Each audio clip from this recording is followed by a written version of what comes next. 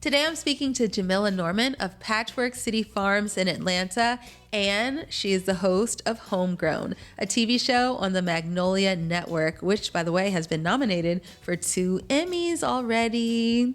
In our conversation, we talk about how Jamila went from being an engineer to running her own farm. She makes it look so easy, but in this conversation, we really get into the setbacks, the challenges that she's had, and of course, how she's overcome it all. And everything sounds good. Soundtrack. Soundtrack. Testing. Everything sounds good. We don't have to worry about nothing because we got Broderick here. Yay. Okay, let's do it. Awesome. Well, I'm so glad you came back to my house, Miss Jamila. Yeah. Farmer Jay. I know, right? I know. It's we're in Atlanta. It's close. Yes. It's wonderful here. So. Oh, I'm so glad you came. So I'm so excited also because you're my first TV show host, Emmy nominee on the podcast. Gosh, I know, right? Can you believe it? How has that been? None of that was going on. No, hold your on. show, I had the show, but I think you had finished the first season. Yes. When we first met. Yes. Yeah. And now, what season are you on? So we did 4 seasons. We did 4 seasons, and we just got our 2nd Emmy nomination. Congrats.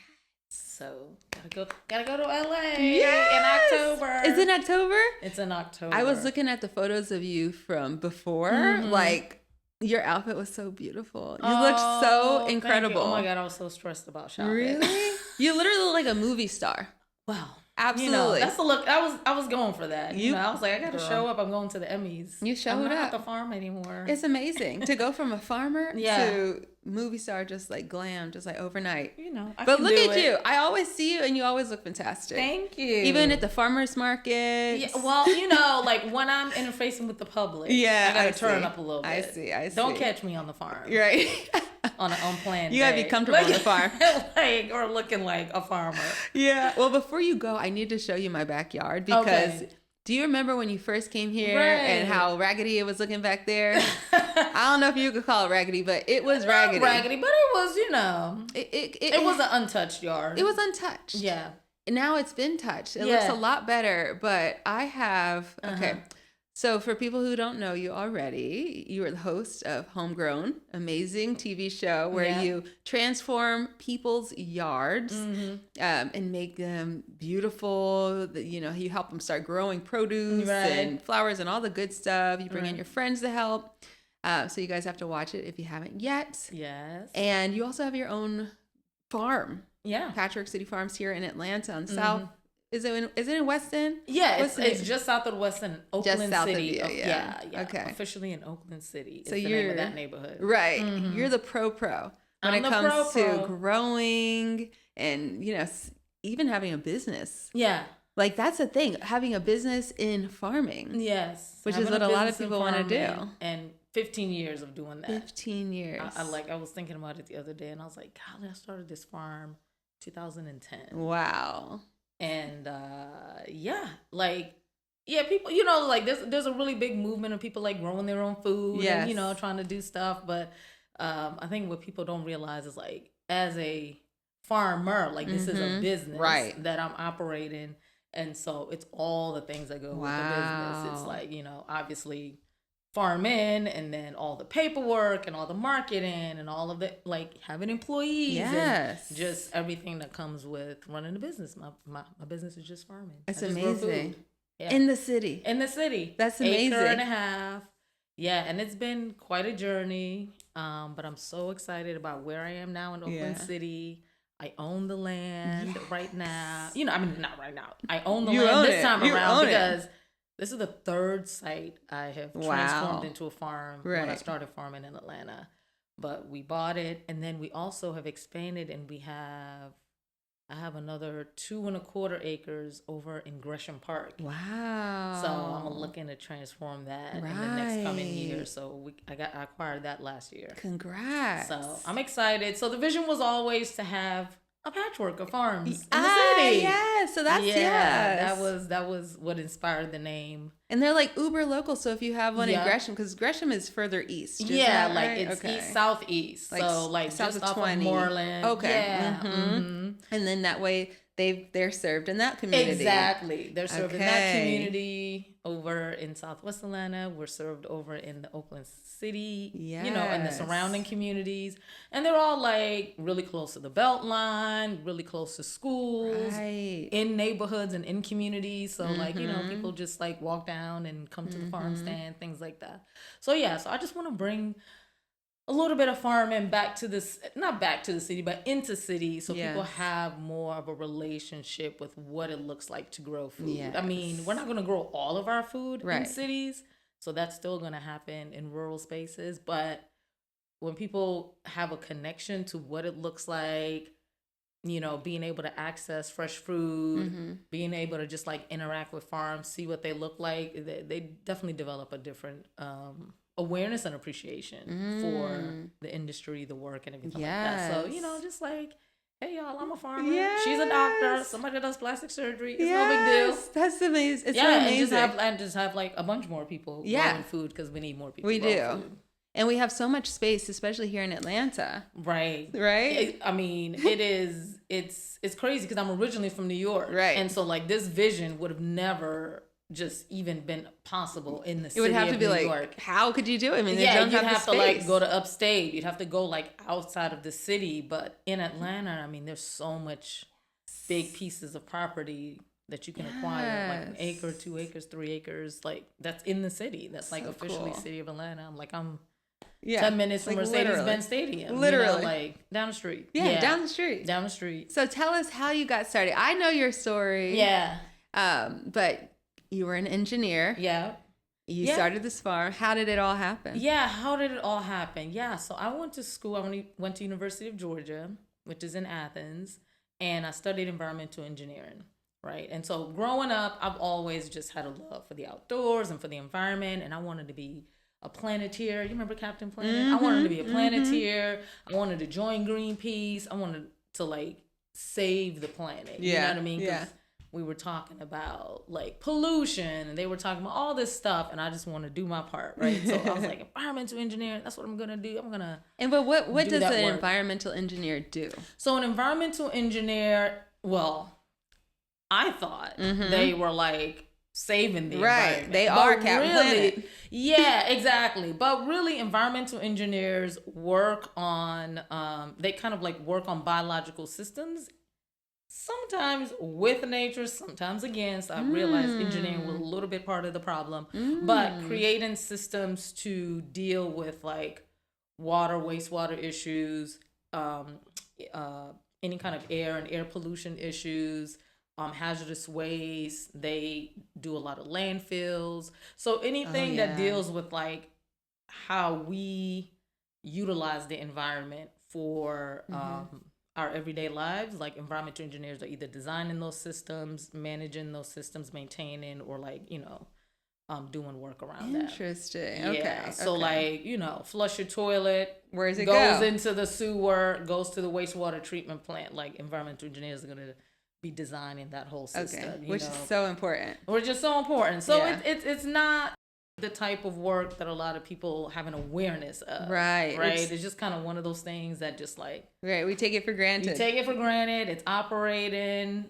Most of that work, a lot of that work is stewarded by like the federal government or state governments, things like that. But then also within the private sector, like they would design different systems, whether it's for industry or for public use, things like that. So and when you graduated, did you work for government or private? So I graduated UGA and then moved back to Atlanta because Athens is a small town, not a lot of jobs unless you work for the university. But I loved Atlanta, so we moved back to Atlanta and I worked for Georgia Environmental Protection Division. Right. And so the Environmental Protection Division is the state equivalent of the EPA, Environmental Protection Agency, which is the federal level. So then the federal gives authority to the states to, do the work of protecting the state's resources. Okay. And so I worked for Georgia Environmental Protection for 10 years as an environmental engineer. Long time.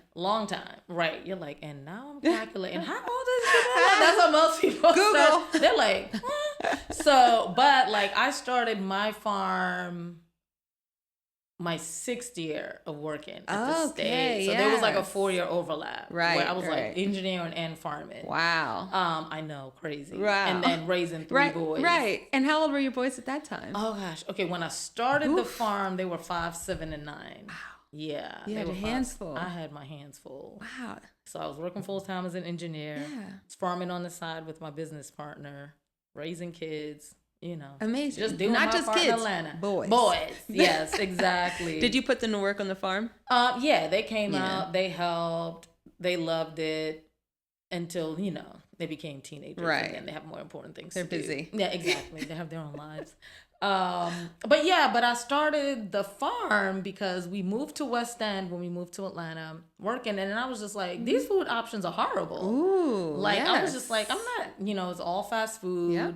Lots of corner stores and things like that, liquor stores, but like one grocery store, and it was like the worst. Kroger in Atlanta. Oh wow! It was just like that West End Kroger was horrible. And then like they had a couple of vegan restaurants, but all that adds up. That's expensive. Oh yeah, exactly. So they've had the vegan restaurants, but I'm talking about like just everyday cooking for your family, buying fresh food, and it just was not good. And I'm traipsing across town to go to the Whole Foods and go to the better Kroger on the other side of town.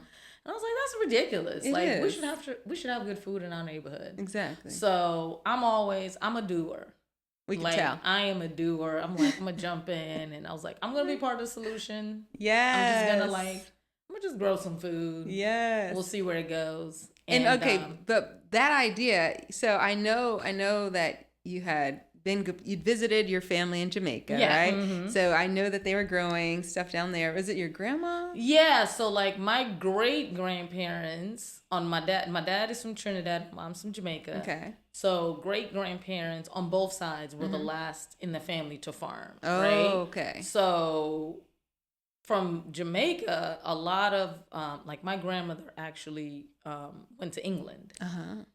So it's a British colony, and they were like, okay, after Britain went through some crazy war, they needed like more people working, and they needed more hands, so they opened up opportunities in their former colonies for people to come. Okay, so my grandmother, that's how they got there. That's how they got. Yeah, they're like, we need probably some workers. After like World War II, probably right? World War II. Yeah. Wow. And so so she got on the boat, and she went to England, and she went and studied midwifery.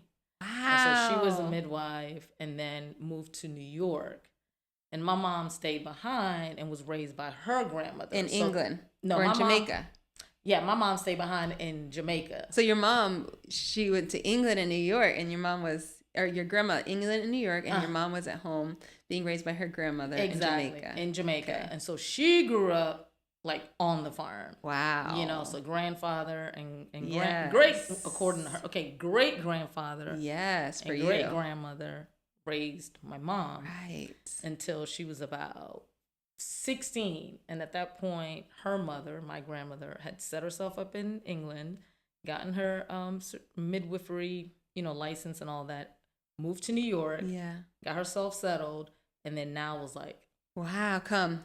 And now your mom's old enough to be self-sufficient. She's like 16, 17. She's gonna go to college, I'm assuming. I'm sure her mom wanted her to do that in the US. So she went into nursing as well. Wow.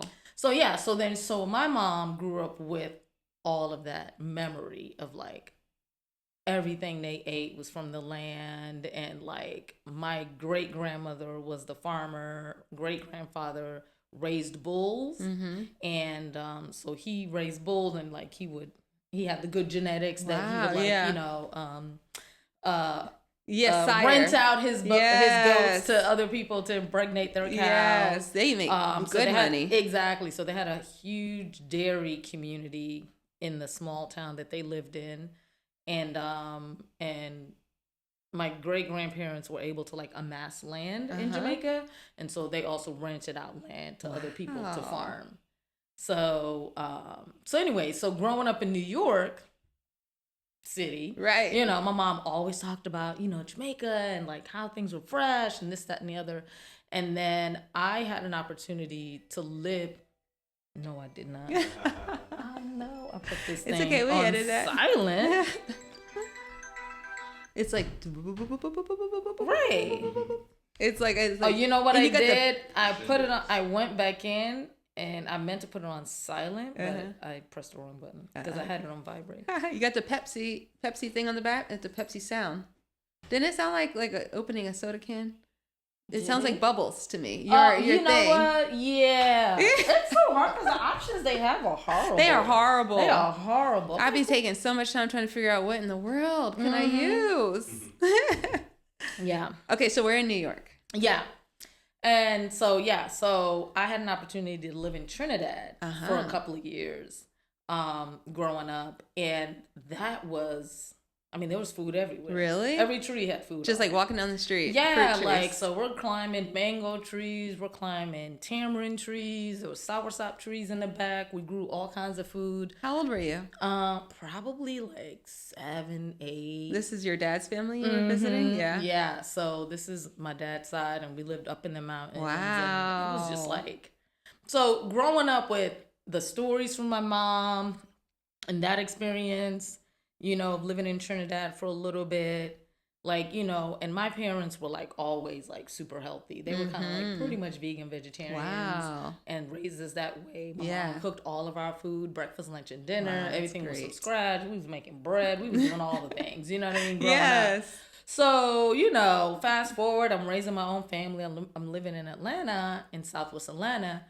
And I'm just kind of like, what is this bad food option situation? Like, because, you know, New York, it's a city, but like corner stores are like mini grocery stores. Right. So, and it's so like diverse and with so many cultures that like, if I go, you know, down one block, like that's the corner store with all the Asian stuff. If you go down the other block, that's like all the Jamaicans. Like that fresh produce is just like all around. Exactly. And then they've also got the stands, the carts on the street with the fresh produce. Yeah, I mean the carts. So it's just like, it's a lot more accessible. And then you're shopping like every single week. Yeah. Like whatever you need. You're like, because you don't have a car. Like, my mom's like, hey, you know, like go down the street. But it's like the grocery store thing is not really a big thing. Right. Like you're shopping in like a lot of smaller stores. And like really big grocery stores. We went to the grocery store like once every few months. Yeah. My grandmother had a car, and that'd be the only time really that we got in the car. It was like, okay, we need to stock up on like big things. But for the most part, everything you need is just like there and accessible and easy and abundant and just all. Exactly. So living in West End and just coming, you know, face to face with like a food desert. I'm like, what is this? So that's what I was like, look, I need to grow some food. Exactly. And that really was like the impetus. Like, I'm raising my family. I can't keep traipsing across town. Right. You know what I mean? Just to go grocery shopping and get good stuff. And like, our communities deserve like good stuff. So that's kind of what led me to be like, okay, I'll just grow a little something. Did you start like in your backyard or? No. So I actually started volunteering with the church 2 blocks down the street. Okay. So there was this church called Good Shepherd Community Church, and they had 3 acres. Wow. So remember we were talking about Atlanta and just like land everywhere. Right. So literally 2 blocks down the street, they had a 3-acre property. The church was really small, and they were just like growing a bunch of stuff. So I went over there and I started volunteering with them.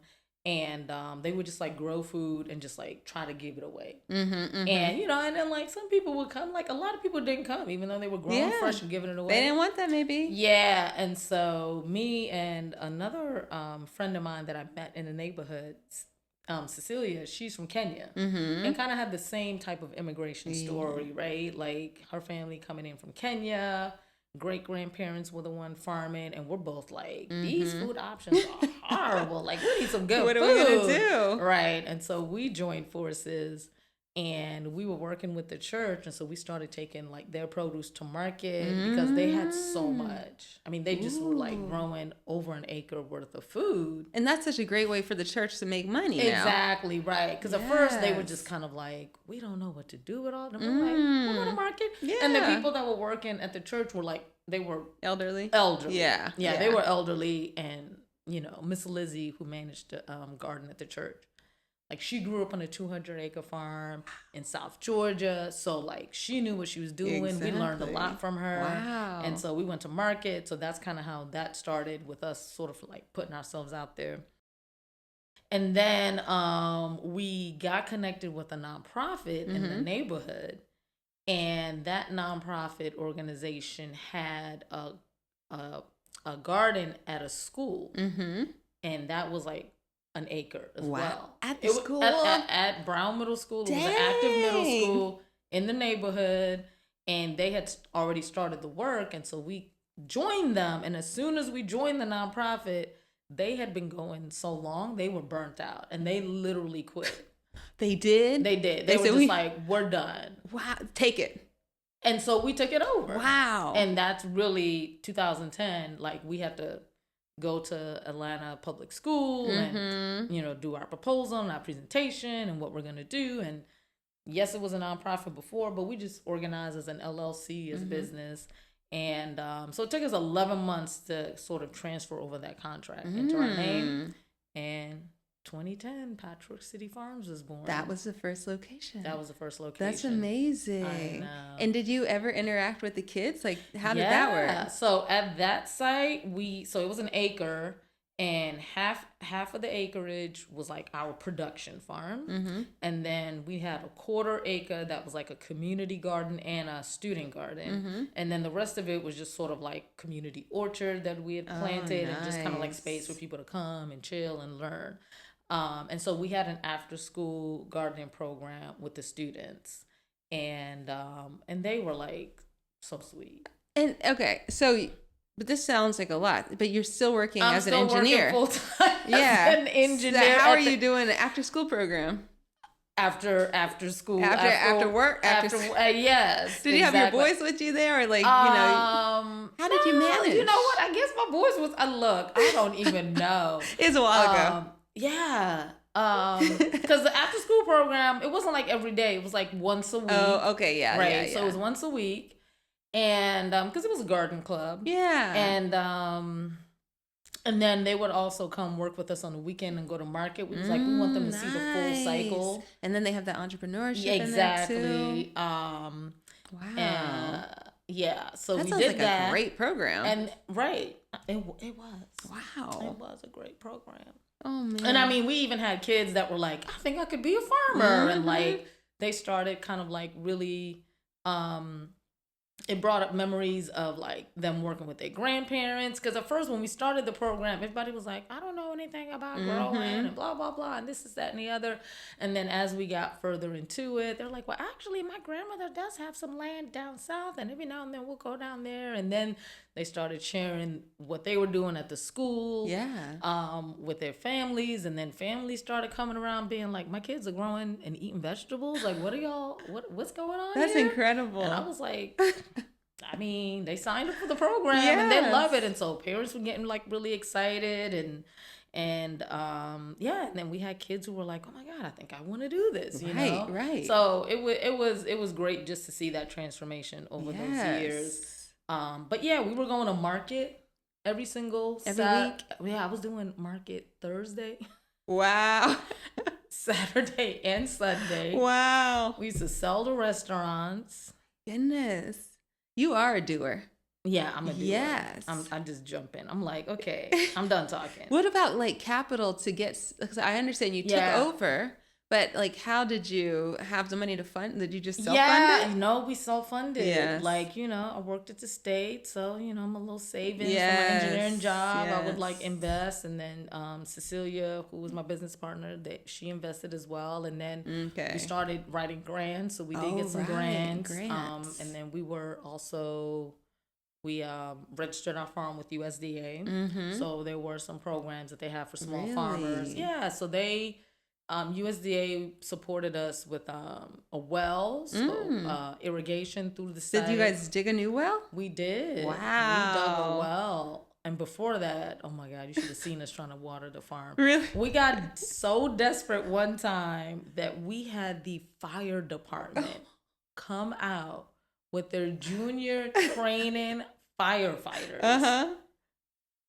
Literally watering the farm with the fire hoses. Because they had to practice anyway. Exactly. And that's what the guy said. He was like, well, these guys haven't gotten a chance to do hose practice. And he's like, maybe they'll come out, and work with the hoses. Yes. And like, and we're that just is like, so funny. Is this like an erotic dream? Like a bunch of young hot firefighters on out here on a farm, summer day, just watering our farm. I hope you took photos of that. Oh my! Why do I have any photos? Because I'm sure I was just drooling and looking at them like.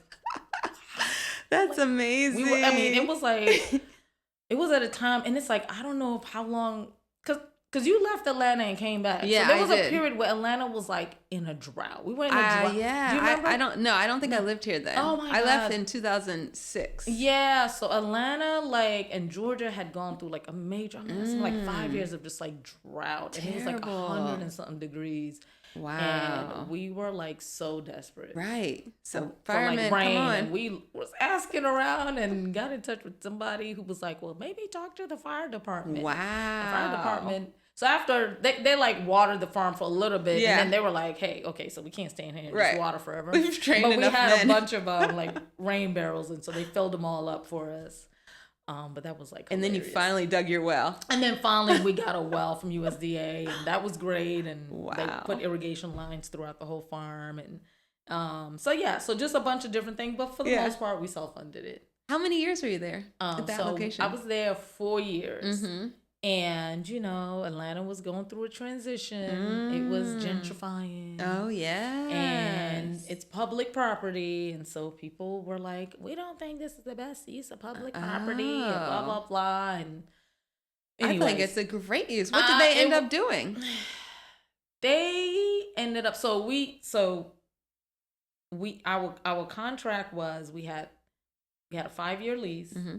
3 years were guaranteed, and then we had 2 1-year renewals, right? Mm-hmm. So we went to 3 years and then started having like some, oh my God, we think it should be something else. So in that neighborhood, people moving in, and I don't know what people's obsessions are with parking on streets. And I'm like, it's a public street, and they were like, all the students and the teachers are parking on the street, and they're blocking, and nobody was blocking driveways or anything like that. It's just, but they're parking on the street, and they were like, you've got land, and y'all need to build a parking lot.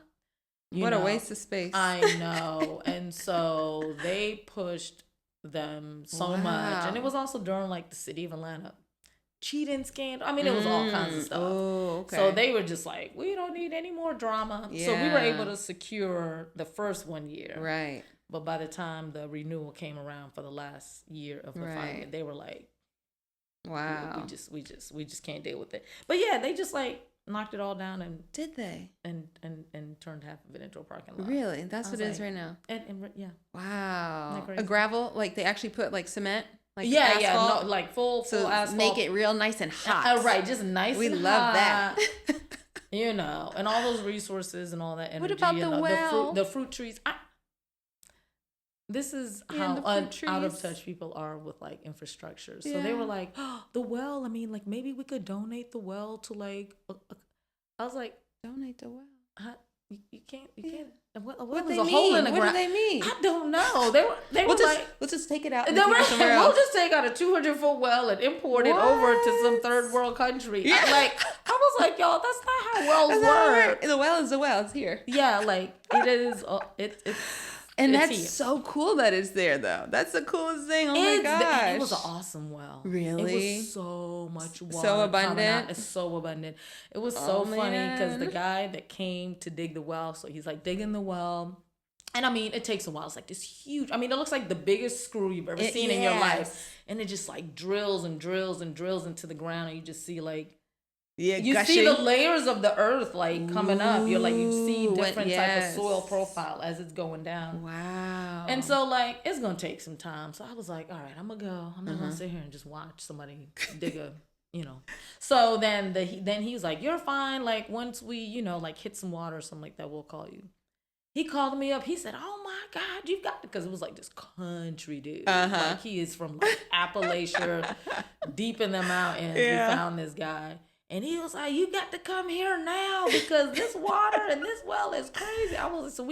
There is a huge river flowing down the front of the of the school because we were in the back, and so it's coming down the driveway and into the parking lot and then like off into the storm drain. And we get there and it's like somebody, like the cartoons where they hit oil and it's just like gushing, literally. Wow. He was I love that. Wow. He's he's like, this is an amazing well. Like we hit. I mean, he just and this like, is even during a drought. This is during a drought. Yeah, I mean, but that water table was full. Wow. So yeah, so it was awesome. And then you got to irrigate all your beautiful plants. Exactly. And I mean, love that. it made like a major difference. Like our production went up significantly once we got the well and the irrigation. And so yeah, so from there I moved on to another site, and that was short lived. It was like not a good partnership with the nonprofit there. So I had a pause for like a year and a half, like almost 2 years, where I was like, okay, if I'm gonna keep growing in Atlanta, like I gotta buy land. And that was 2000. That's 2016. Somewhere around. Well, 2014 is kind of when I was like, okay, let me pause, and then kind of spent some time looking for land, and then in 2016 found the property that I'm on now in Oakland City. And then we started farming that in 2017, 2018, like towards the end of the season. So yeah, so we were able to re-register with USDA, get a lot of those resources on the new site. What about the well? Do you get a new well? Absolutely. Is it a great well? It's not as good as the first well, but it's good. I mean, like it covers the farm. We have all the water we need. Nice. And it's great. It's great, and it's just wonderful, beautiful, clean water. It's so fresh. Like we drink it. It's amazing. That is so. I am so fascinated by wells. You know. Yeah, like it's crazy that like there's just water underneath the earth. It's so beautiful. Yeah. That well we went 150 feet and hit water, but that's incredible to even picture. Yeah. That's really a long way. That's a long way, but like a lot of the wells in Atlanta, because we're like in the mountain region, right, exactly. 300, 400 feet. So they've got before you really hit some good water. Okay, because your neighborhood is a little bit lower, isn't it? It is. Oakland City is a little bit lower, so we didn't have to go as deep. But then, like, if you're near the coast, you go 4 or 5 feet, and like, you hit water. So it just depends on where you are. And so by the time you bought this land and you reopened in Oakland City, you were already full-time. You'd already left the engineering? Yes. I was no longer at the state. So that was ended 2016. And I was doing consulting work for another farm. At the same time, I also started a farm co-op. Oh. So I was like organizing all the other Black farmers in Atlanta and Southwest Atlanta. What was that like? It was wonderful until it wasn't. It sounds like a lot. It was just a lot of, so, and actually that was organized in 2010 as well.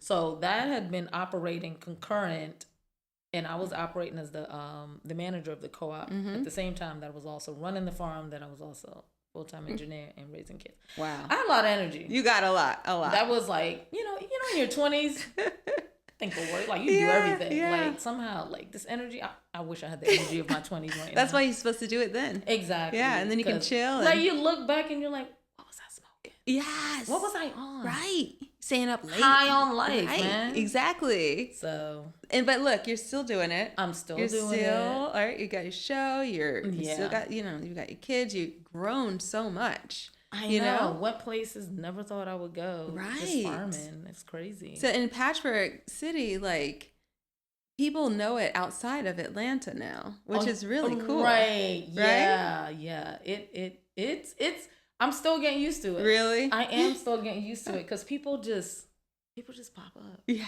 I'm sure people recognize you too. Yeah, they do. From the show. The doctor's office. Really? Did the doctor recognize you, or was and like one of the nurses, and I'm wearing a mask. Oh, what? And the lady was like, I know that voice. Are you Farmer J from Homegrown? I was like, not at the doctor's office. Because I gotta be careful. You do. At least it wasn't a doctor. Oh, right, exactly. But I was just like, whoa. And she's like, oh my God, I love your show. Like, I'm at the grocery store, I'm at Trader Joe's. It's funny. But even that opportunity, like, I'm just. How did that happen? Right, like. And it's nothing, like, I am not a, like, put myself out there, TV kind of person, right? So I'm just minding my business, farming in Atlanta. Yeah. Like, just running my farm, doing my thing. And the funny thing was, this production company, this was the third production company over like a 2-year period that had sent me like just an email and was like, wow, hey, we have an idea for our show. We're trying to do something around Were they farmers. all different shows? They were all different concepts. And the first one, they kind of wanted like a drama, reality TV kind of situation. And I was like, drama. No. I was like, we're farmers. We love each other. Right. We support each other. That was before the drama really hit. Okay. But I was like, if they call me now, I got it for them. But no, but it was like, you know, we're like, I was like, nah, you know, I'm not doing that. And then the second company was like out of LA. And they were trying to like put together this idea. And like for me, once wintertime hits, like I'm checking out. Right. Like, I'm taking a break.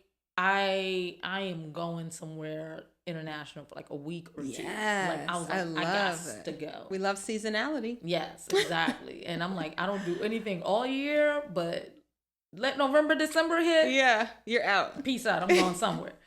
So they literally hit me up like right before I was getting ready to take and I'm telling you, like I was so checked out, and they were like trying to get information from me, and I was like, y'all, like, it's just the wrong time. Yeah, like I'm sorry, I gotta go. So then, you know, I actually come back, you know, from being out of town, and like this is not the following year. What year is this? It's 2009. Mm-hmm. Yeah, really, 2009. And this other production company sends a message, and it's like in February. They're like, hey, 2019. 19. I'm sorry, 2019. Okay. I was like, yeah, okay, 2019. Okay. And they're like, yeah, we're Atlanta based, and we have this idea for this show, and there's a new network coming online, and we just, you know, just come on down. And I looked them up, and they're like 15 minutes from the farm. It was wintertime, so it's like not that busy on the farm.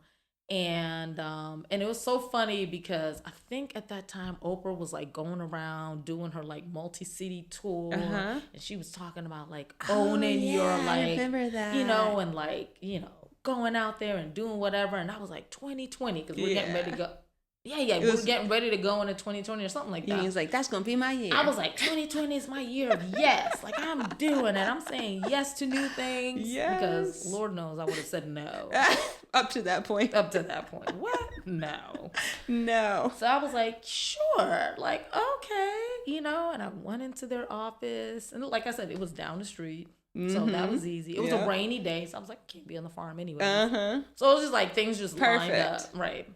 And I went in, and she was just like, do you mind if I take like a little video? I was like, okay, sure. So, you know, just like a little quick iPhone video, like conversation about who I am, what I do, what's my why, you know, this is that and the other. And she was just like, okay, so I've already done all the research around you. We had scoured the internet. We'd gotten this. And I mean, we had an online presence, and like I had gone international because of farming. We were getting kind of like international and national recognition. Consulted before. Yeah, we had done consulting, and you know what I mean? And like, I'm cute, I'm articulate, like, you know, and I had done some on-camera stuff and put it on YouTube, Lord have mercy, you know, like personal stuff.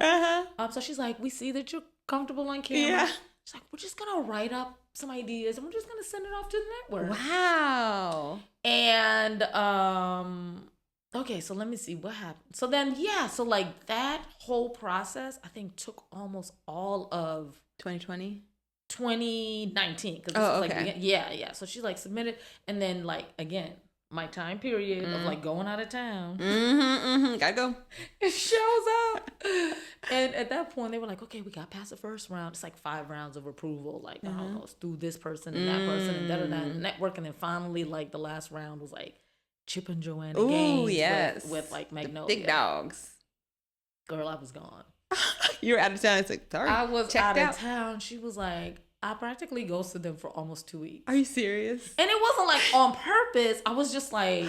That's what you call leverage. I was, you know, I'm like, I'm on vacation. Yeah. And like my phone is not on me when I'm checked out. Right. Like, it might be somewhere. It probably is not even charged. And so I'm checking it every few days, like, who's calling? And then I'm like, oh, crap. Oh, you know. She's like, what? Where are you? Like, oh, my God. She's like, we got approved. And I was like, approved for what? She was like, the show. I was like, what? Wow, that's incredible. Like, I was just coming for a meeting. I didn't think we was going to have a show. That's how it happened. That's how it happened. That's how it happened. Incredible. So, yeah. And so we got approved for the pilot. Okay. So they funded one episode that we filmed in like July in Atlanta. Wow. It was so hot. Oh my God. The poor crew during COVID. Ooh, right. We're outside, so we're taking temperatures. Everybody's wearing masks. I only take my mask off right before we go on camera. Wow. Put the mask back on, like, you know, because we were outside. Right. So they were like, okay. Yeah. We can keep the production going. Did the pilot episode. And then they're like, yeah, let's order up some more. That's incredible. Now, was that the first one? That's the first show that we saw. The first show we saw fantastic. was I was hooked. I was hooked right away. Sweet. Wow. I know. And I was like, what? Whole ass show. How long did it take to film the pilot? So the pilot, I think we spent a little bit of time. I mean, maybe probably got 4 days of filming. But then once we got into right? no, more than that. Yeah, 4 days is not bad. Yeah, no, because once we got going, it takes 4 days of filming per episode. So it probably took a little bit more than that for the pilot. So maybe like 4, 5, 6 days somewhere. I can't remember. Yeah. But yeah, because you know what? It maybe was still 4 days, but it was long days. Like when we started off, I mean, we were like early morning, and I was like, what in the world? Like, what is this different world? Like, these are the 8-hour days? They're like, no, the standard day on set is somewhere between 10 to 12. I was like, oh my gosh. That's long crazy. Days. And I mean, you know, they're feeding you and their breaks Lots and of things breaks. like that. But you're not at home. You're not at home. You're not with your family. And filming is a whole nother level of exhaustion. Like being on. Right. What was that like? Because usually I'm on the farm and like I'm quiet. We're not talking to anybody. It's You're birds, with nature. It's nature. And now like, you got all these people around but you. But now I'm like having a talk, and they're probably running up to like put like powder on your face. Yeah, well, you know, funny enough, we didn't have any makeup. We had a little bit of wardrobe. Oh, really? Like, that's why I liked makeup. it. It was real. Yeah, it was real, and that was the one thing that like I was like, I'm only doing it if it's real. The network was all about it being real. Yeah. So I think that's also what resonates with people is like, this is real. Yeah, and that's what resonates with me with the full network, like all of their shows. Yeah. They're real people. They're really easy to watch. Exactly. It feels authentic. It is. Yeah. Yes. And it's also like, I was like, look, at that point in my career in farming, you know, we had, like I said, built up some notoriety for ourselves. People know us. People see us. There was the Black Lives Matter movement. So then there was a lot of attention on Black farmers. It was just like so much awareness. And then we were getting a lot of people reaching out. Oh my God, you're a farmer and I want to be a farmer. How can I be a farmer? Yes. Can you show me? So I just had a lot of people wanting to know. So when the show presented itself, it was also for me an opportunity to extend my knowledge to a wide audience. I was like, you know what? This will be a good way to like get information out there because I cannot fulfill all of the requests I'm getting just organically. But now you can reach even more people. Yes, but now I can like reach people. And so that's why I was like, it has to be real. Yes. It can't be fake because I want people to have real information takeaways that they can implement. And so that's been super successful. And they were committed to that. And I was like, as long as it's, then we're good. Yeah. And and you've inspired so many people because like you said, that time, like COVID, obviously, it set a lot of people on a new path, right? It did. It helped them be like, well, you know what I really been thinking about, what I really am passionate about. Let me start something new. Yeah. So how amazing that they found out about you and other Black farmers here in Georgia, really all around the country, right? Really all around the country. And just COVID also like put a really big light on health and wellness, you know, on like the importance of sort of being healthy and being able to weather whatever might be coming, you know what I mean? And so people were like, oh my God, like importance of time spent outside. We got to try to grow our own food. And so it was just the perfect time, right? Like everything just aligned to where the show just resonated. The visibility was what people were looking for, the representation, just like all of it. And folks just like, and also like the production team is really good. They had a really beautiful vision. And like the aesthetics of it was lovely. Beautiful. It was so lovely. On point. It's exactly what we need. Yeah. And that first, so did it come out in 2021? Yeah, I feel like not during COVID. Pushed back because we filmed during COVID, and I think 2021 is when the official, even though it was supposed to launch 2020. Really? The network was like, and just, COVID just pushed a lot of things back. Yes. So so eventually 2021. And then it's like, I'm in New York. I'm on the Today Show. Right. I'm doing this. I'm doing that. I'm on the Drew. It's like, I'm just a farmer. How did you manage that and the farm? Like all this travel outside of your regular November, December. Right. Like, is it the staff? Is it everybody still back at the farm running stuff? Right. So at that point, I had a farm manager, had a couple of people working at the farm. Like, I had to hire a farm manager. Whereas before, like, for the most part, I was operating as the farm manager, and then, had some people support. And what does the farm manager do? Like, they're pretty much managing the operation. Like really... What are we harvesting now or planting now? Yeah, what are we harvesting now, planting now, making sure things are still going in the ground, things are harvested, things are being weeded, we're going to market, we're, just... whoever's running the business, like, that's a lot of work. So it was a lot of work. And I mean, I'm still like, when I'm in town, I'm like at the farm, but then during filming, we would film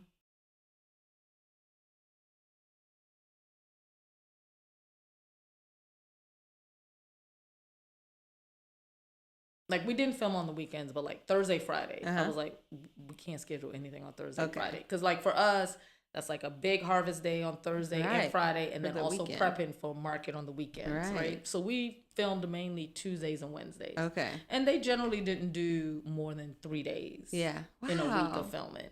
So then I was still able to, like, kind of come to the farm. But then, like, if we were in Atlanta, it was good. We've gone as far as, like, an hour and a half outside of Atlanta, so like those days. Yes. Doing I needed like a day of like recouping before I came back, because like it was like the mental exhaustion. Yes, to be on camera. Yeah, exactly. I know what you mean. Had no idea. Yeah. I even have that filming YouTube videos by myself. It's just me. Yeah. I was just like, wow, that's a different type of energy. That's a different type of energy. Yeah. It's interesting. Isn't it? Like you're pulling from somewhere else. Yeah, you are pulling from. I think it's a lot of mental, like your brain is like overworking. Not that I'm not checked in mentally with the farm, but it's like when you're just you're doing your physical work, you've already processed the information, so then you're just doing it. Right. Whereas like when you're filming, like the processing is happening at the same time that you're doing the doing. I'm just like, and are you more of an introvert or extrovert? I think I'm one of those in between. It depends on who I'm with. Yeah. If I'm with my friends, girl, we acted up. You were extrovert.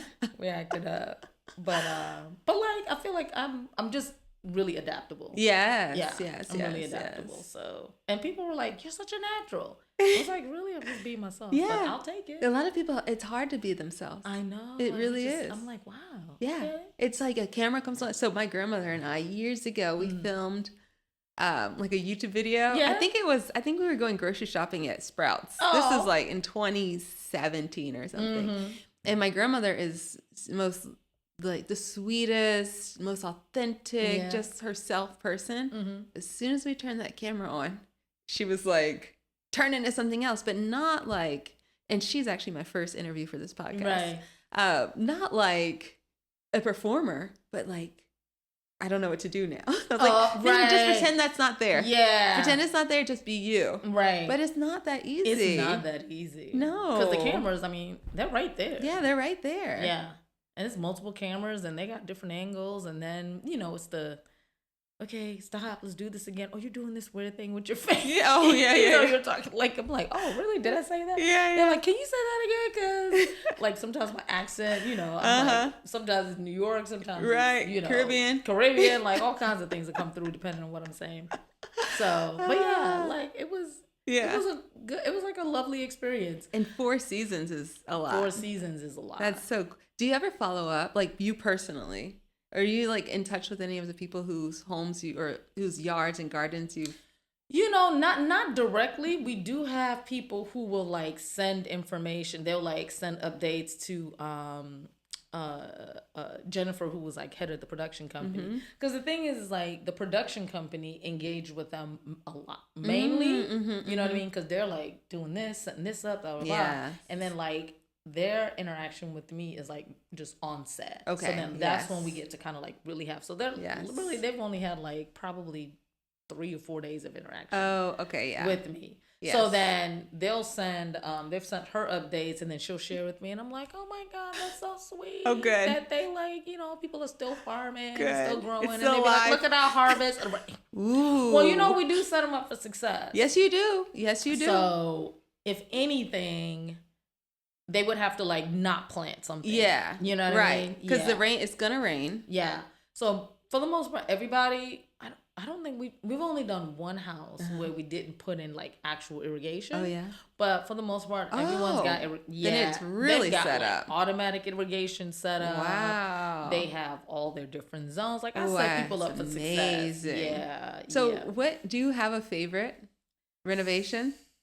Ooh. Do you call them renovations? What do you call them? Yeah, we call them renovations. Okay. Transformations. I like that. Yeah. Or garden glow up. Yeah, right. Yeah. and I mean, some people like one of the last ones we did, where they had the alpacas up in North Georgia. I mean, that property was like 5 acres. Amazing. The alpacas were so cheap. Amazing. That's why I'm like, I need more land. I'm like, Jamila, come on, help me. Yeah. Because I got like this big, just a little backyard. I know. Let me tell you, it's a lot. It is. It's a lot of work. Yeah, but do you have a favorite? You know what? No, because like there were so many. Like I love the episode where we had Mama Haleen and the Caribbean family, because we did the tea garden, and oh my God, the grandma I think I remember that. Cute. Were they like in Roswell or something? In the burbs? Somewhere around, north of the city. I remember that. Doctors. That was a fun episode. Was theirs like a 2-level? Exactly. Yes, I remember like that one. That was a nice yard. It was nice. Yes. It was really nice. Oh yes, that was so good. That was really good. I mean, there was another family. God, I don't even remember what, because half of these places, I'm like, I live inside the perimeter in Atlanta, and I'm like, where are we? Yeah. We're in Roswell. We're in Sandy Springs. Like, this is hilarious. But there was another family, and this one ended up, I was in Time Magazine, and that family's yard was the background picture. And that one was really, it was beautiful. Ooh. So they ended up having, so I think we did mushrooms in the forest. We had a fire pit. Oh, in Buckhead? Yes. Those people? There was a couple of houses we did at Buckhead. It was like they had a lot of trees, and I remember I think that's the episode where we also had. Did we have goats? And they cleared. Yes, I remember that. We had the goats clear that. I feel like that was one of your earlier seasons. Yeah, that was one of the earlier seasons. That one was a really pretty. I remember that one. That was really nice. That was a really pretty. They had so much space. They were in the perimeter. They had so much space. That's amazing. They had and that was that. That's like must have been North Buckhead. Yeah, no, and then there was another house we did in Buckhead, and so much space. I was like, dang, like huge yard. Well, you know what? I bought a rental property years ago. I don't own it anymore, in Buckhead, and it was in Peachtree Hills. Yeah. The reason I bought it was the yard. Yeah. But I ended up still having to sell it because it had all this plumbing issues, and it was a rental. Like, I didn't live there. Right. And in the end, for just plumbing alone, I think I spent like $40,000. Wow. And then I just was afraid that something else would happen, because I was never breaking even. Exactly. I mean, I was only breaking even, and I was afraid if something else happened, it could be another $20,000. I don't know. So I freaked out. I sold it. Thank God. I don't own it anymore. Right. I don't think rental or like real estate is my cup of tea. I'm sure, like, it seems like a lot. It does. It seems like a lot. Yeah, yeah. Especially when you're taking on older properties. I have an older home. Oh my gosh. We're working on upgrading the farm, so it's a little bit more. Really? Yeah. What are you doing? Yeah, so I have been on this, like, oh my God, this has got to be like 4 years of working with this architectural firm development company of like building out this vision for the farm. Really? So right now we just operate the farm. We grow food, we harvest it, we go to market, and like that's pretty much it. I'll do some events in partnership with people here and there, but I really want to make it more of a place where people can come and relax. We can do wellness activities. We can do yoga. We can, do cooking classes. And I just want it to be more of a community asset. Right. So we're calling it the Patchwork City Farms Wellness Hub is what we're building. Yes. And it's so exciting and so expensive. Is it? Oh my God. But I'm so excited about the vision. So where we are right now is, so we've gone through all of our zoning approvals with the city. So we've gotten the vision approved through the zoning department. So we can have the farm. We're gonna build a 2,500 square foot events facility with a commercial kitchen and all of that. And then we're gonna build out our on-farm headquarters, because right now the office is at my house. I'm receiving packages on my porch. It's like stuff is everywhere. I'm like, I need my personal life separate. And then we're gonna have some units on the back side of the property where you can kind of like glamping, but a little bit more, and some saunas and things like that. Yes, ma'am. I need wellness. Don't tell me, I'm gonna be so, there. Exactly. So I want to build all of that, and so now that we've gotten zoning approval to actually. Those uses are all approved.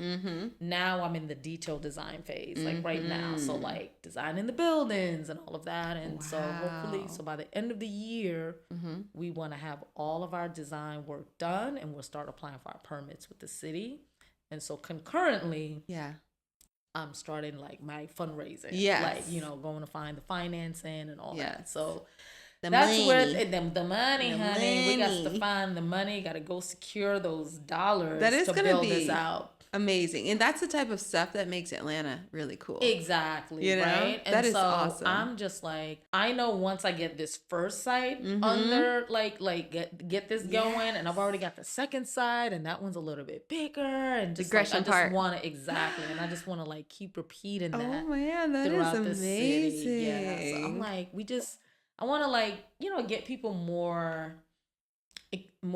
experience with the lifestyle of the farm and what that looks like, and how they can be part of those cycles, and eating local, and I make my own body products and soaps and things like that, and just just want to empower people to you could do the same. Do it. You know what I mean?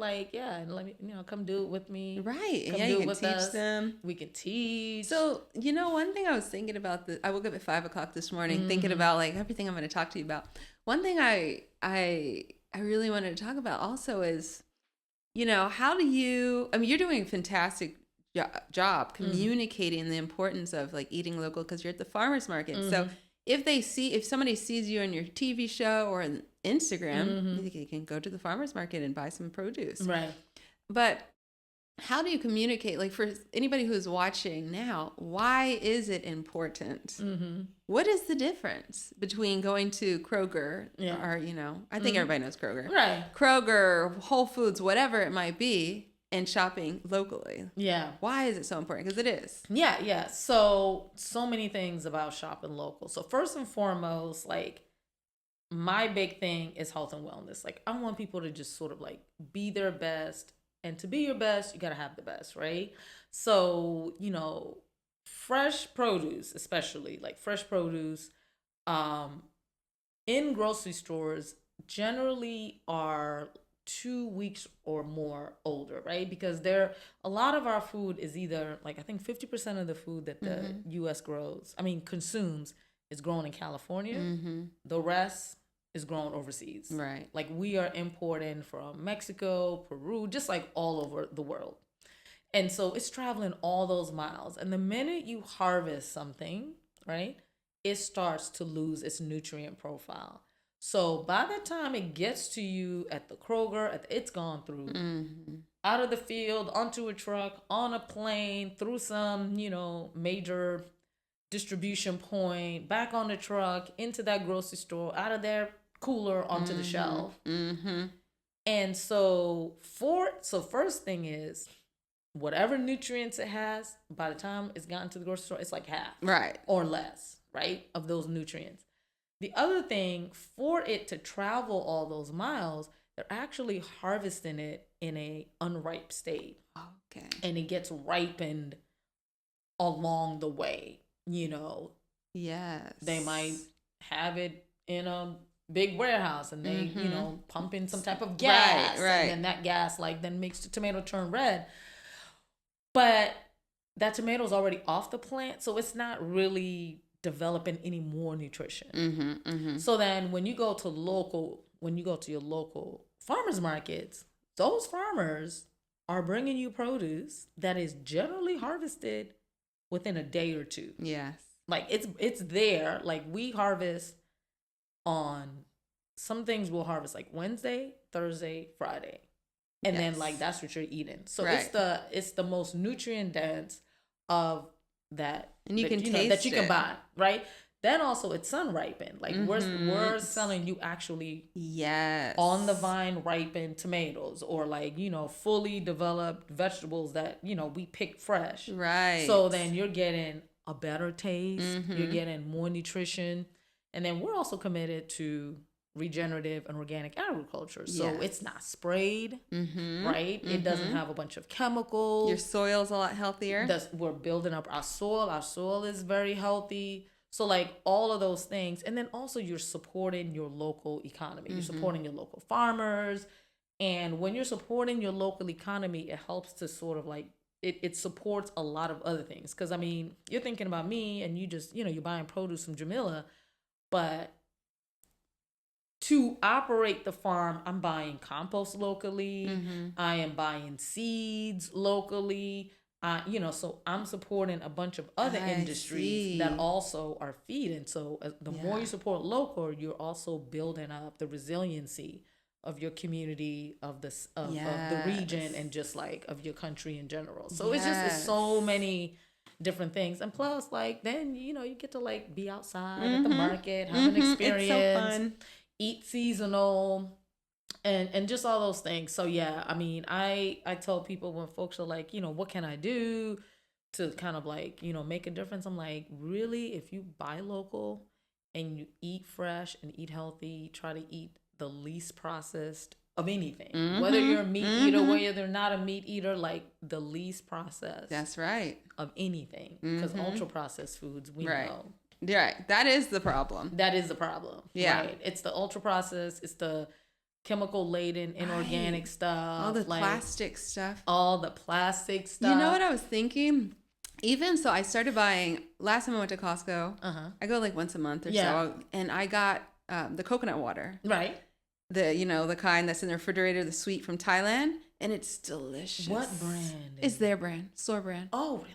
It's fantastic. Because I'm obsessed with Harmless Harvest. It's the same. It's the same. They must have the same supplier.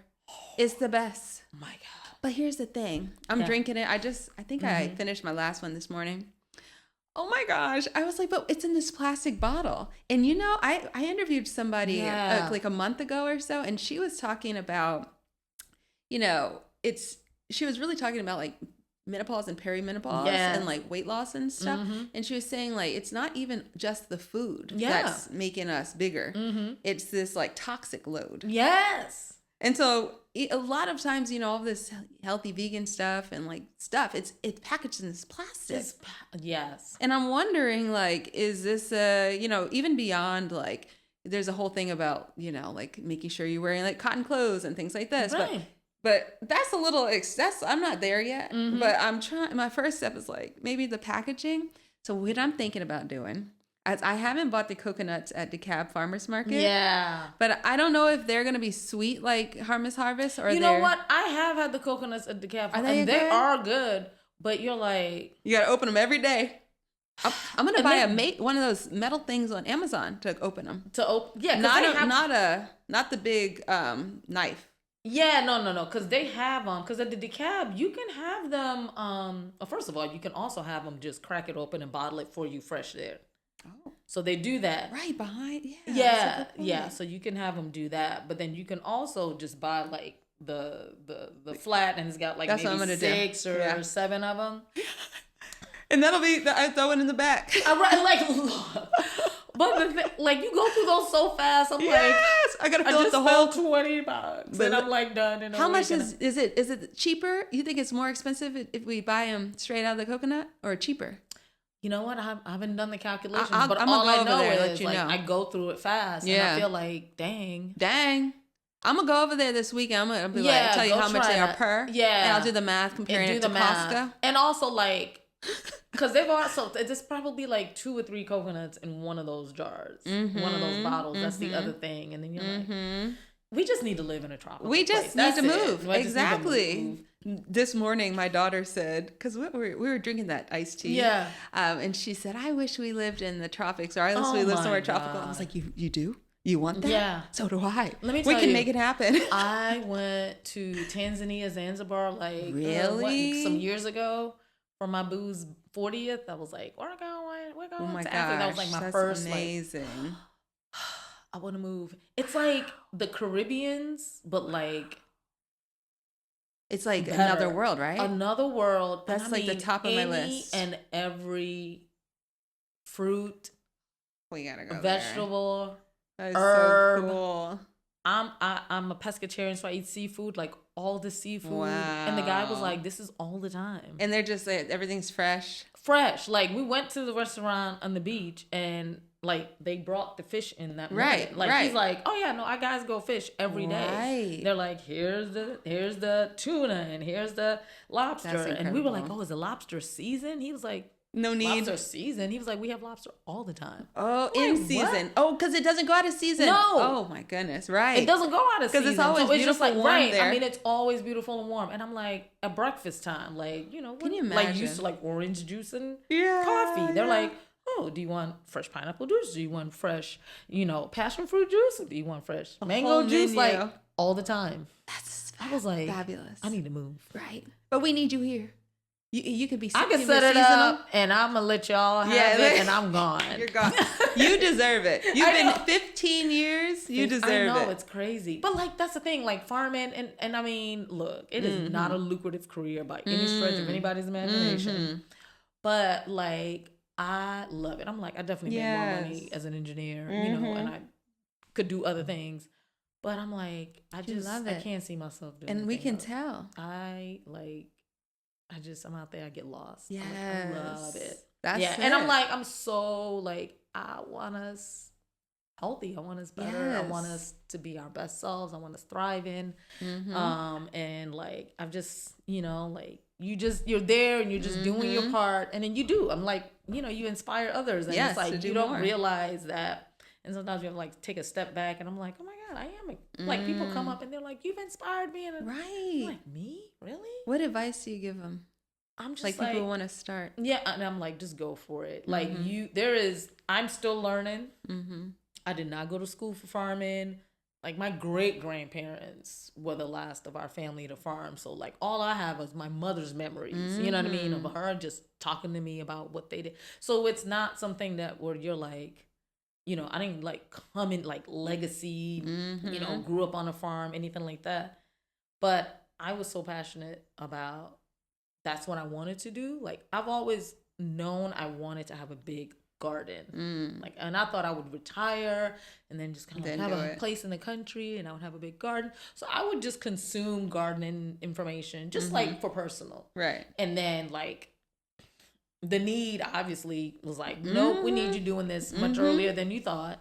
And so I literally just like read. I'm like, just pick up a book, get some information. And once you start doing stuff, other farmers like helping other farmers. Yeah. So like, I have a conversation with you. We'll talk about like, oh, how do you do it? But not until you start doing it can we have like real conversation about how to, you know what I mean? Like what, totally. Like to problem solve through, but totally. But outside of that, like, yeah, just go for it.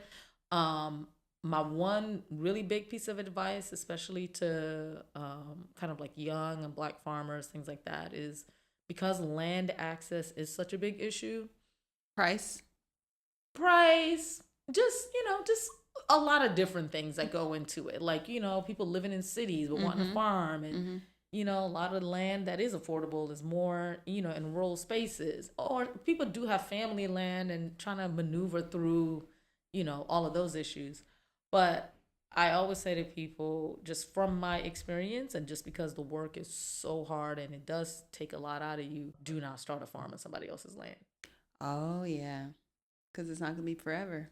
Yeah. And unless you actually have a relationship or you have an agreement with them that, like, where you have equity in that, because you're building infrastructure. Like when you run a farm, like there's infrastructure that you have to bring in, whether it's the well, whether it's like, your irrigation, whether you're having to build like some kind of area to do your processing and bringing in your coolers and things. Like there, it's not just the soil, the seeds, and the sun and rain. Like there's so much other physical infrastructure that goes with that. And when you don't have any kind of equity or some kind of like exit plan for how you get those dollars back if you end up having to leave, it's a big financial drain, because you find yourself putting all that in, and then if you have to leave, you can't take that with you. They wanted to donate the well. Yeah. They tried. It's sitting right there, just unused, which is, it's so weird. So it's just like really think about that. And there are a lot of like incubator farms, really, which and mainly a lot of the infrastructure around small farms and things like that are like a lot of up north and out west, because those are like really big farming regions. Georgia is a big ag state, but not so much for like diversified crops. Like, so that's what I am, a diversified crop farmer. So I grow vegetables all year, all kinds of vegetables all year long. Whereas Georgia's like peanuts, cotton, blueberries is a big crop. So they do a lot of big commodity crops, Vidalia, onions. So you might grow like one thing and a whole lot of it over like hundreds and thousands of acres. But like that whole trend of kind of like more smaller farmers growing vegetables, a lot of the infrastructure for learning and running those type of operations are more in the northern states and out west. But they have incubator programs, and what's great about the incubator program is like whoever is sort of managing that incubator program, they obviously own the land, but they also maintain and they're responsible for all of the infrastructure. So you get to come there as a farmer and you get to, like, say, rent out, whether you want to do like a quarter acre, half acre, a little bit bigger, they have different units. And then you get to just operate. I see. And have access to all the resources. So you're learning, but not having to put all your money out. So if you need to move on, it's just the crops that you need to move on. Exactly. And so you might like finish out the season, sell all your crops. You won't plant anything new, but now you have the knowledge and you have the experience of what it looks like to farm. That's a good idea. What are all the things you need? So I would encourage. So we have people. those here in Atlanta. We have, so there's one organization called Global Growers, and they have an incubator farm program. There's really not a lot in the South. Okay.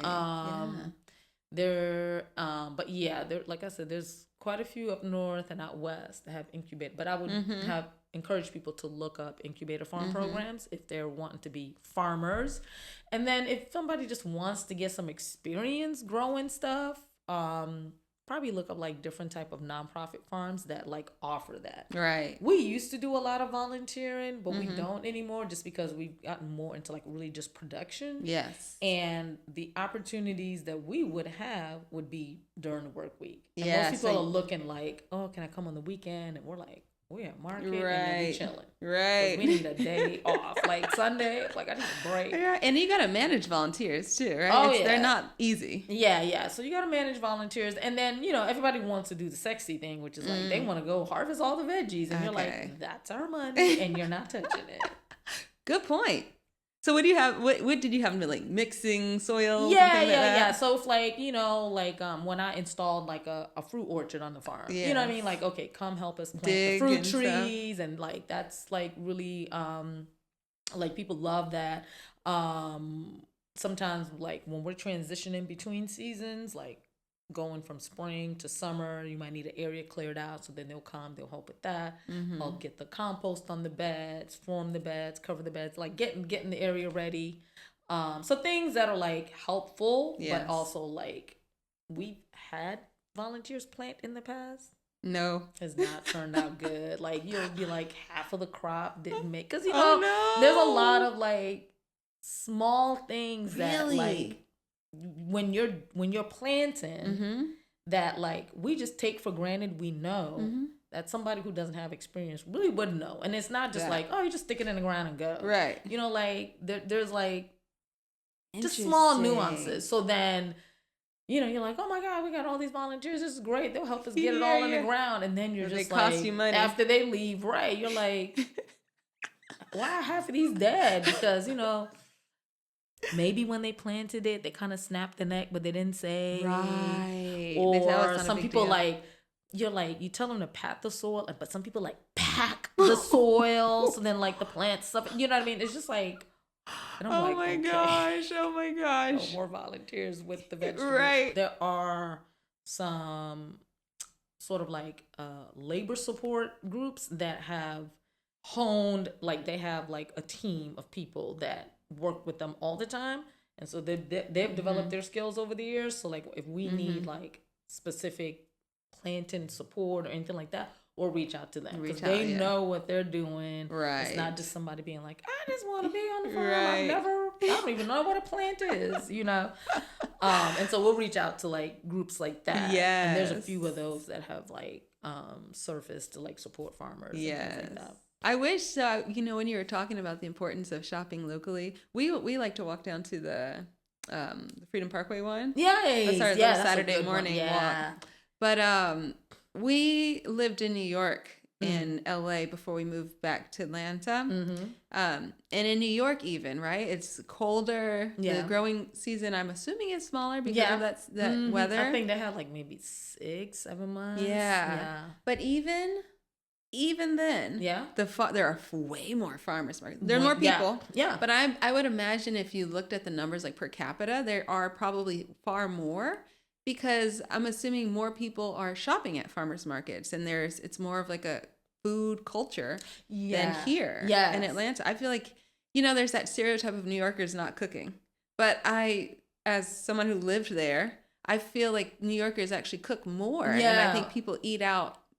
This is more of a city of convenience. This is definitely, the culture of shopping is very different in New York and the South. And like what you said about like you growing up, you're from there, and you guys wouldn't go to the grocery store every week. You would run down to the corner store and get what you needed. Right. And then here, it's the corner store there is like a mini fresh market, whereas the corner store here is literally like the gas station. Literally. They might liquor. Sometimes I've seen a banana and an apple. Yeah. Yeah, for the little kids. And literally right at the front at the register.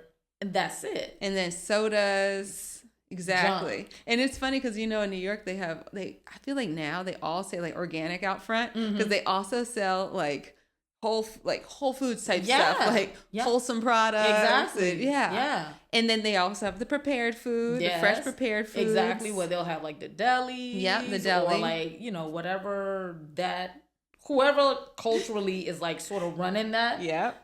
They'll have their potato knishes from like if I go like, I'll have like a Jewish deli or something like that in that one, or like it'll be like a Hispanic bodega and then they've got like their foods or something like that. Like if you go over an area where it's like a lot of Caribbeans. So we grew up in Queens. Right. They're selling their like food, but we cooked a lot. Right. I feel like, but here, we're driving everywhere also. That's right. You're not walking. You're driving everywhere. You're driving. But it's like, also in New York, the farmers markets are happening all through the week. All through the week. And so because of that, like, on a Wednesday, I'm like, okay, I got to go to Union Square. It's Wednesday. Yeah. I'm going to get what I need for 2 days. Yeah. And then I'll go to another farmer's market on Friday or Saturday. And it's easy to like get around and bounce around. Yes. Marta here. I miss that. God. Lord, try to grocery shop and get on MARTA. They need to have nightmare. All the farmers markets just at the MARTA stops. Let me tell you, station. Which is funny you say that. They tried it, right? When we first started farming in the West End, and had the co-op, one of the first things we did was like we petitioned MARTA and we was like, we want a farmers market at the West End train station. Ooh, and they were like, no. we don't think that's a good idea. And they pushed back against it. So we operated a farmer's market at the Wren's Nest, which is right there on Ralph David Abernathy. And so we did a farmer's market there for like 3 years. Then MARTA was going through this transition where they were talking about transit-oriented development. And they were like, oh my God, what if we had farmers markets at the MARTA station? And so we were like, hey, remember this proposal we sent to y'all? So like I have the receipts. And they were like, oh yeah. So instead of them doing a farmer's market, which is really what I was like, that's what y'all really need to do. They decided to do sort of like a little fresh vegetable kiosk. Okay, yeah. And it was okay, but it really... Was it multiple farms? No. Okay. It's literally like, think of like a little, like a little, like a food truck kind of situation, but it's just vegetables. Like, so it's a little kiosk, and they started at the West End train station, and they had it at like maybe 4 or 5 other MARTA stations, but it literally is like not bigger than this table. Really? And then they would just, at first they used to try to source from the farmers, but then not really. And then they didn't even do that. See, the thing is, like... And so I'm like, they're still missing the opportunity. They really are. Market. And it would inspire so many more people who have cars to use MARTA. Right. Because I kind of forgot about MARTA. Yeah. But if I was going to the farmer's market there... any of these, then I might be like, oh wait, why am I not riding it? And the great thing about MARTA is like, even if you like, their parking lots are huge. So even if you have people drive in, they got lots of parking, and they can go shopping, and they can go. If you're a MARTA rider, boom, you can get off the train and you can do like shopping, and then continue on with your day, or you can hop back on. So it seems like common sense. Atlanta is slow to change. They are. Yes. And sometimes I'm like, you guys, it's not actually a foreign concept. Right. Because other cities are don't say other cities are doing it to Atlanta. Because we're Atlanta. I'm like, I get it. But I used to love, like, like I talked about the Union Square. You take the subway, literally walk up the steps, and here I am in the market. And walk up the stairs into the market. How perfect. Just full and abundant. Ugh. But yeah, the farming community there is I mean, they have a lot of farmers that are growing food. That they bring to market. Georgia, I mean, we have a lot of people moving in from New York and out from Cali, and they come to markets, and they're like, where are all the farmers? And we're like, it's new for Georgia to have farmers like this. It is. I will say in this era, because was a time new again. Right. Exactly. It's new again. And we're really working to cultivate more farmers that are growing food, that are growing, just all the different things that like one would want. So like, I mean, I'm at Piedmont Park Farmers Market, and in terms of like vegetable farmers, there are 3, sometimes 4 of us, and then then you have like a couple of people that do meat. You got mushrooms, you got somebody doing eggs. So, but I mean, they might have 40 vendors, and less than 10 are actually farmers. And I would say Freedom is the most robust. Yes, that's true. It is. Freedom, and then have you ever been to Peachtree Road?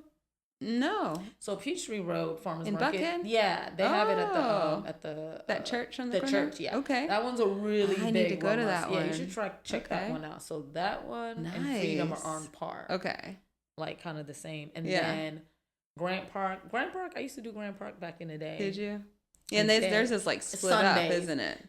They got like the veggies in one, and then the rest is prepared foods. Yeah, prepared foods and breads and things like that. Yeah. And I used to do, but I was just like, I need a break. Yeah. Sundays is our rest day. Yes, rest day. It's our rest day on the farm. I can't do it. You have to take at least one day off. You have to. So we usually do Sundays, and then Mondays are my paperwork. Paperwork Mondays. Like paperwork my Monday. Meetings and my this and that, and so it's good. We found a nice little rhythm with the team. That's what makes it so inspiring, because I know a lot of people who, my best friend Patty is a farmer. I know a lot of people who are thinking about it, would like to, or are passionate about it. But I know it's like leap. It's like, how do I do this and support myself financially? Right. And then, if you're trying to find land, if you're trying to, it's not so, obviously we live in Georgia. It is not, especially in Atlanta area, it's not inexpensive anymore. Compared to like New York City, it is, right? But, right, compared to New York City, it is. But like compared to like say when I bought my land, it's totally different. Totally different. So much more expensive in Atlanta. But then like Patty, she's using the yard. Exactly. Perfect. So like gotta be creative. Exactly, you gotta be creative. And the thing is like I would not necessarily say jumping into a vegetable operation is the best entry point because I grow 80 to 90 different vegetables and herbs and stuff throughout the season. And that is a lot. It's a lot, but it's a lot because like I'm trying to provide like fresh food and you're selling variety year round and things like that. So you can't have the same thing, but if like you want to start small. Yeah, what's a good thing? I mean, you may want to say like pay attention to the market. Yes. And you might say like there's a really like people love fruit. Yes, that's true. People love fruit, and there's just like not enough fruit. So if you want to start with like berries, or you want to start with something that is like a perennial, because most vegetables are annual. Strawberries, so you're planting it all the time. What about the line like at what the people who sell the peaches and stuff, peaches, apples, and berries? Their line. Exactly. And they're the only ones like at Freedom. They are the only ones who have that fruit. The line is double around the whole entire farmers market. And this is the thing, like that. Those they're essentially fruit dealers because they have their own farms, but then they're also sourcing from other farmers. So sometimes you don't necessarily have to like grow the thing. You could also like be like, okay, let me find farmers that need because. A lot of farms are in rural spaces. Right. And they can't easily get to the market. They can't get to the market. So if you can figure out a way to help them with their distribution in the city, that becomes, that's and you that's could even be growing, like if you really want to grow something, you could be growing whatever thing you grow. Yes. And sell it alongside with these things you're sourcing. Right. Yeah. Get creative. So like for us, like I always have mushrooms. We also bring in those peaches and some other local fruit. We don't grow it, but we know that people want it. The mushroom guy that I work with, like his mushroom operation is up in, where is he? He's up in LJ. So he's like way 2 hours. Yeah. He's like way up there. And he brings stuff into the city, but he does not have the capacity to go to market. Right. You know what I mean? But people want mushrooms. So like we're at 3 markets. Fabulous. We bring mushrooms, right? And people look forward to it. He drops it off. We sell it. That's where you're getting them. So then, exactly. So it's a product line that we get to offer. We make a little money off of it. Shop. Exactly. And the same thing with like fruit. So we just source from the same person, and then they just change out the fruit. So like this is the last week of peaches. Right. You should pay attention if y'all are shopping, people, and you want your peaches. Get ready to end. And I went to DeKalb Farmers Market, and I was on the phone with my daughter's principal. It was good. It wasn't about our it was like a school, like I'm on the governance team. Yeah. But so I'm walking in there, I'm like, hey, you need anything? Yeah, can you get me some peaches? Okay. They only had peaches from California. Yeah. This was like 2 weeks ago. Yeah. I was so I did buy them, but I was so sad. Yeah. Summer's ending. So peaches are getting ready to end. So yeah, the our peach guy sent this thing. He was like, this is the last week of peaches. And you're gonna do apples next? And so they'll do apples, and then citrus comes in the fall. That's what I'm excited. Asian but of course people are not. Yeah. So we do pears. We have pears on the farm. We have fig trees on the farm, and we have persimmons. So when persimmons comes in, we have persimmons, and we have pawpaws. Oh, I have never tasted pawpaw. Oh my god! So pawpaw, you've tasted soursop. Yeah, I love soursop. Pawpaw is like a soursop mixed with the pineapple mixed with the banana. When are you gonna have it? Because I need some. So our tree are young, so we're just getting some in. So I just looked the other day and I was like, the deer are eating them up. And so I'm just like, come on. And that's the crazy deer thing. down there? Deer. In the what? Munching up my whole farm. I've got to put up some For people fencing. who don't live in Atlanta, she lives in the city. This farm is in the city and they got deer. But that's how rural Atlanta is. There's because it's like a forest. It's a forest. It's like they call it a city in a forest. That's right. And so that's amazing. Yeah, there's deer in the neighborhood. Deer, raccoons. Do you ever see coyotes? Yes, I did see a coyote. I saw a red fox. A red fox? And that's was so rare. Beautiful. Wow. It was so red. That's amazing. Well, I was like, and they're so shy. It's so hard to see them. Yeah. Exactly. I've seen a fox once in a life. And that was it. That's it. Once and I never saw him again. Kid. And it was so funny because I was at the farm and I was working, and this is before I really had a crew, so I was out there by myself. And I'm like working, and then this neighbor, because it's a lot of older people, and I love older people and how they just be hollering at me about the farm stuff. And he drove by and he said, "There's a red fox in that corner." And I was like, huh?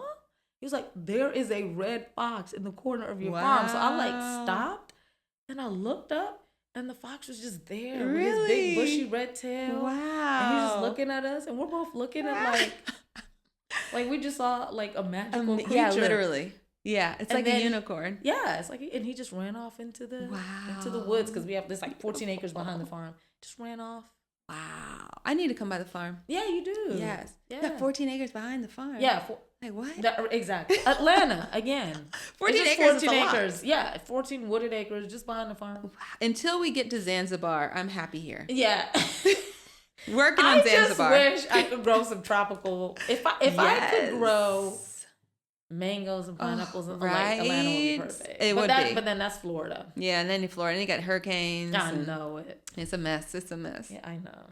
Well, I think you really I enjoy talking to you so much. I hope people are inspired. Yeah. I feel like the advice you gave was so good too. Yeah. And your story, I'm like, oh, I know her story already. I didn't. So much more. I learned so much more. Yeah. So much more. So thank you. That's life, man. You know, there's always so much more to people's stories then just the nuances and how they did what they did and the struggles and challenges and then the joys and triumphs and just constantly just building and pivoting and it's a journey. It's a journey. Yes, and it's so beautiful, and I'm so grateful that you're here. Thank you. Here for on my me. podcast, but also in this city. You make it a better place for sure. Yeah. No, Atlanta definitely is home. I've been here longer than I've been anywhere else. Wow. So, yes. Yeah. Cheers to that. I know. Well, thank you, darling. Cheers.